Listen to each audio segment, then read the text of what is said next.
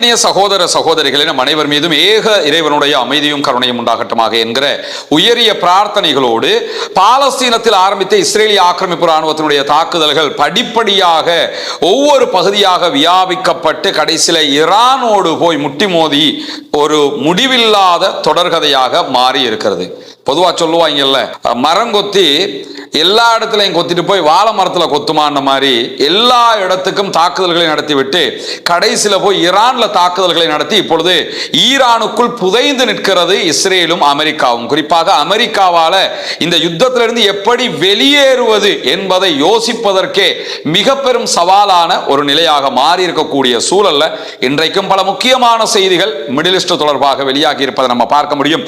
குறிப்பாக அமெரிக்காவுடனான யுத்த நிறுத்தத்தின் போது ஈரான் தன்னுடைய ராணுவ பலத்தை அபரிமிதமாகவே அதிகரித்துக் கொண்டிருக்கிறது என்கிறது ஐஆர்ஜிசியினுடைய இன்றைய அறிவிப்பு பிரகாரம் செய்தி தொடர்பாளர் ஹுசைன் மொஹப்பி வெளியிட்டிருக்கக்கூடிய செய்திகள்ல, பேச்சுவார்த்தைகள் மீண்டும் தோல்வி அடைந்தால் பாரிய ஒரு யுத்தத்திற்கு ஈரான் தயாராகவே இருக்கிறது. ஈரானுடைய ராணுவ அதிகாரிகளுடைய கருத்து பிரகாரம் சூழ்நிலைகளுக்கு ஏற்ப தங்களை தகவமைத்துக் கொள்ளுகிற திறனை ஈரான் கொண்டிருக்கிறது. அந்த அடிப்படையில் தற்போது நடைபெற்று வருகிற இந்த யுத்த நிறுத்த கால பகுதிகளுக்குள்ளாக மும்மடங்காக எங்களுடைய ராணுவ திறனை அதிகரித்திருக்கிறோம், குறிப்பாக ட்ரோன்கள் அதிகமாக உற்பத்தி செய்து கொண்டே இருக்கிறோம் என்கிற செய்திகளை வெளியிட்டிருக்கிறார்கள். எனவே ஈரான் எதற்கும் தயார் மனோநிலையில் செயல்பட்டு வருகிறது என்பதை அவதானிக்க முடிகிற அதே நேரத்தில் இன்றைக்கு இன்னும் ஒரு முக்கியமான செய்தி வெளியாகி இருக்கிறது. அது என்னன்னு கேட்டா, அமெரிக்கா தொடர்பாக வெளியாகி இருக்கக்கூடிய செய்திகள்ல அமெரிக்காவுக்கும் ஈரானுக்கும் இடையிலான யுத்தத்தில் அமெரிக்க ராணுவத்தினர் கொல்லப்பட்ட எண்ணிக்கைகளை அமெரிக்கா மறைக்கிறது. அது தொடர்பாக எண்ணிக்கையை குறைத்து மதிப்பிடுவதற்காக வேறு ஒரு சிஸ்டத்தை அவங்க கடைபிடிக்கிறாங்க என்கிற செய்திகளை தி இன்டர்செப்ட் பத்திரிகை இன்றைக்கு வெளிப்படையாகவே ஆதாரங்களோடு வெளியிட்டிருப்பதை அல் ஜசீராவும் வெளியிட்டிருப்பதை நம்ம பார்க்க முடிகிறது. குறிப்பாக தி இன்டர்செப்ட் வெளியிட்டிருக்கக்கூடிய செய்திகள் அவர்கள் சொல்லுகிற மிக முக்கியமான செய்தி என்னன்னு கேட்டா, ஜூலை 7 முதலாக அமெரிக்கன் போர்சஸுக்கு ஏற்படக்கூடிய உயிரிழப்புகள் ஈரானுடனான அமெரிக்க யுத்தத்தின் ஒட்டுமொத்த எண்ணிக்கையில் சேர்க்கப்படவில்லை. ஜூலை 7 இருந்து சாகக்கூடிய அமெரிக்கன் போர்சஸ் அவங்க வளமையாக யார் யாரெல்லாம் இந்த யுத்தத்தில் செத்தாங்க என்கிற நம்பர்ல சேர்க்காம வெளிநாட்டு நடவடிக்கைகள் என்கிற ஒரு பிரிவில் சேர்த்து வருகிறார்கள். அமெரிக்கன் போர்சஸ் வெளிநாடுகள் பலவற்றிலும் இருக்கிறாங்க. அங்க எங்க ஒரு மரணம் ஏற்பட்டாலும் அவங்களுடைய போர்சஸுக்கு வெளிநாட்டு நடவடிக்கைகள் என்று ஒரு பட்டியல் சேர்க்கப்படும்.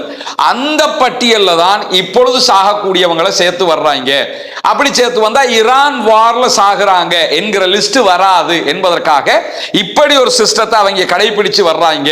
இந்த சீப்பு ஒழிச்சு வச்சா கல்யாணம் நின்றும் என்று சொல்லுவாங்கல்ல, அந்த மாதிரி ஒரு கதையாக அந்த லிஸ்ட்ல சேர்த்தா தான் செத்தவன் அடையாளம் கண்டுக்கிறவாங்கிறதுக்காக இந்த லிஸ்ட்ல சேர்க்கிறோன்ற மாதிரி அவங்க சேர்த்து ஒரு மடத்தனமான காரியத்தில் ஈடுபட்டு இருக்கிறார்கள் என்பதை இன்டர்செப்ட் வெளியிட்டிருக்கக்கூடிய செய்திகளில் பார்ப்பது மட்டுமல்லாமல், புதிதாக உருவாக்கப்பட்ட வெளிநாட்டு நடவடிக்கைகள் என்கிற அந்த கட்டமைப்புக்கு கீழாக ஜூலை 7 முதலாக கொல்லப்பட்ட அமெரிக்கன் போர்சஸினுடைய நம்பர் 273 என்று குறிப்பிடப்படுகிறது.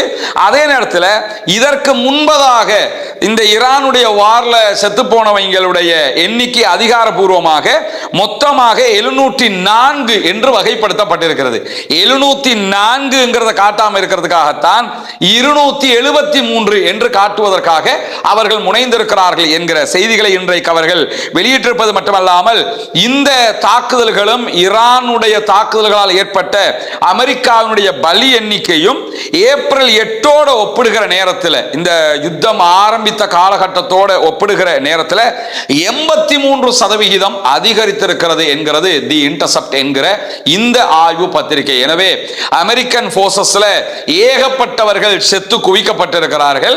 அவர்களுடைய எண்ணிக்கையை மறைப்பதற்கு அமெரிக்கா திட்டமிடுகிறது. தேர்தலை ஜெயிக்கணும்ல, எதையாவது கோல்மால பண்றதுக்கு ட்ரை பண்றாங்க என்கிறது இன்றைக்கு வெளியாகி இருக்கக்கூடிய செய்திகளில் முக்கிய அம்சமாக பார்க்கப்படுகிறது. அதே நேரம் இன்றைக்கு ஈரானுடைய அதிபர் மசூத் பெசக்ஷியன் காசா தொடர்பான ஒரு முக்கியமான அறிவிப்பை விடுத்திருக்கிறார். அது என்ன முக்கியமான அறிவிப்பு என்று சொன்னால், காசாவில் இருக்கக்கூடிய பாலஸ்தீன விடுதலை போராட்ட அமைப்பினர் என்ன முடிவை எடுத்தாலும் அந்த முடிவுக்கு நாங்கள் கட்டுப்படுவோம்.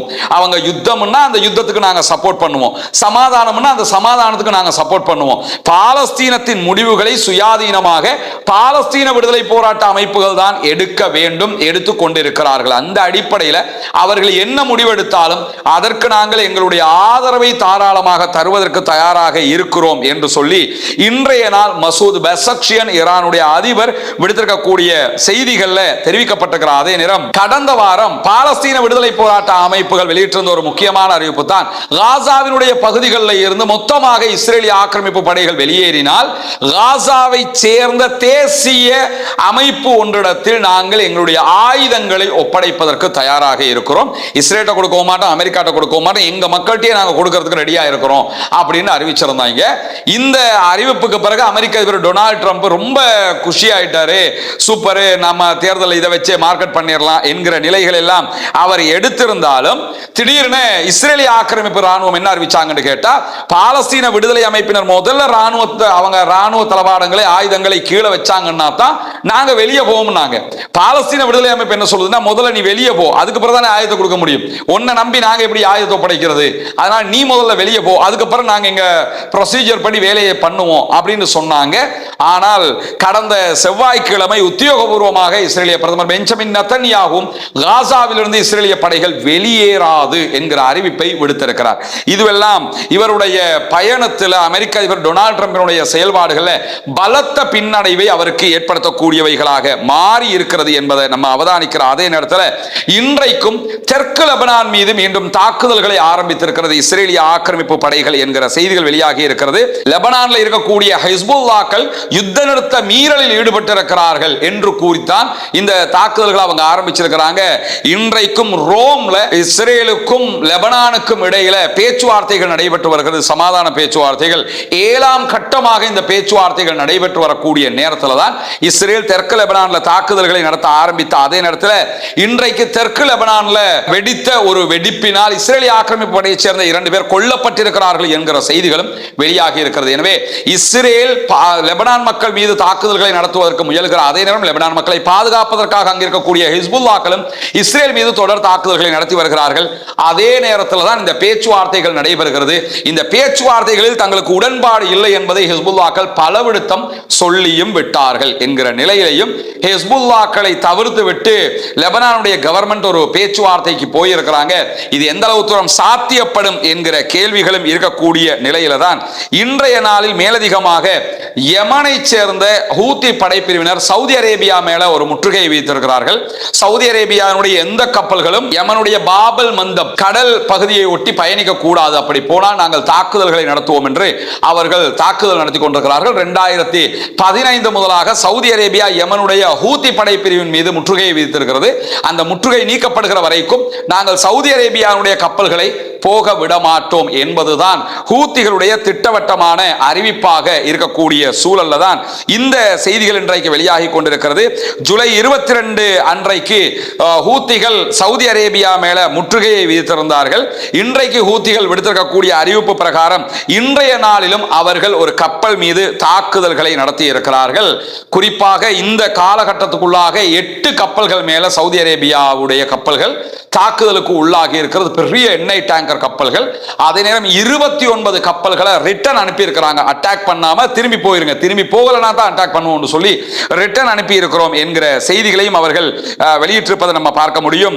இந்த யமன்ல இருக்கக்கூடிய ஏடன் வளைகுடாவில் இருக்கிற பாபல் மந்தப் என்கிற பகுதிகளில் இருக்கிற துறைமுகம் யமன்ல இருக்கக்கூடிய ஹவுதீஸுக்கு ரொம்ப முக்கியமான துறைமுகம். யமனுக்குள்ள அவர்களுடைய ஆளுகை பகுதிகளுக்குள்ள வரக்கூடிய பொருட்களை 80-90% பொருட்கள் இந்த வழியாகத்தான் உள்ள வருது.